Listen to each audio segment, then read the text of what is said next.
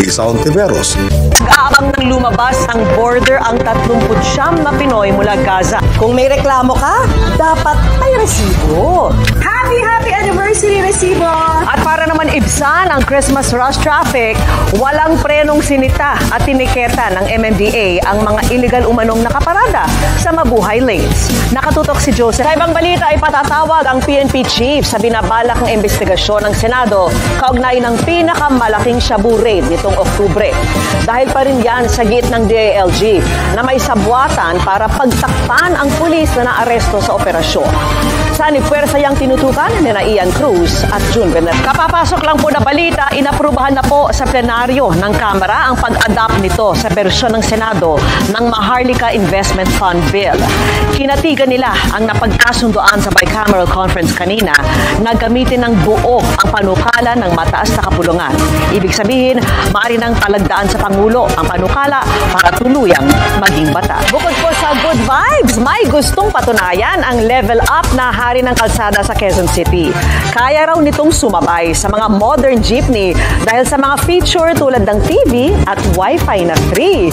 Yan po ang tinutukan ni Oscar. Matalang naglabas na po ng partial official result po ng mayor at vice mayor dun po sa Taguig City at naroon live. Hanggang 50 na pagmahal ng pamasahe. Yan po ang pinangangabahan ng isang commuter group pag hindi pinreno ang modernisasyon ng mga jeepney. At nakatutok sina Salima Refran at Ian, aabot sa halos 7 bilyong pisong halaga ng illegal na droga ang nasamsam ng mga otoridad sa lungsod ng Maynila. Bukod sa pagtukoy sa pinagmula ng pinakamaraming droga na nasabat sa kasaysayan, inaalam na rin ang iba pang kasabwat ng pulis na isa sa mga nahuli. At yan po ang tinutukan ni June Veneracion. Half day na ang ilang empleyado kanina kaya lalong dagsa ang mga biyahero sa Parañaque Integrated Terminal Exchange o PITX. Mahigpit na ang seguridad doon at 3 bus driver ang nagpositibo sa drug test. At live na nakatutok si June. Tinutugis na po ng MMDA ang rider na dumaan sa EDSA busway pero hindi huminto ng parahin ng Special Action and Intelligence Committee for Transportation. Inaalam din kung tauhan siya ng MMDA dahil sa suot nitong tila uniforme. Nakatutok si June Vener. Dahil po sa dami ng nakahambalang sa kalsada, magpasaklolo na sa MMDA ang isang barangay sa Quezon City. Hindi lang mga residente ang apektado, kundi pati ambulansya at iba pang may emergency vehicles na naiipit umano sa traffic dahil sa baradong daan.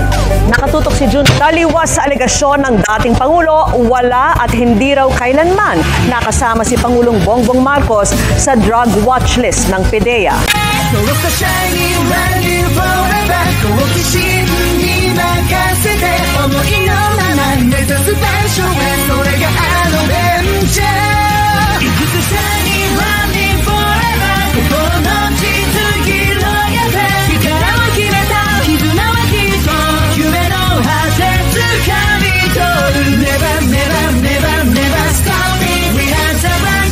Para sa GMA Integrated News, June Veneracion, nakatutok 24 oras.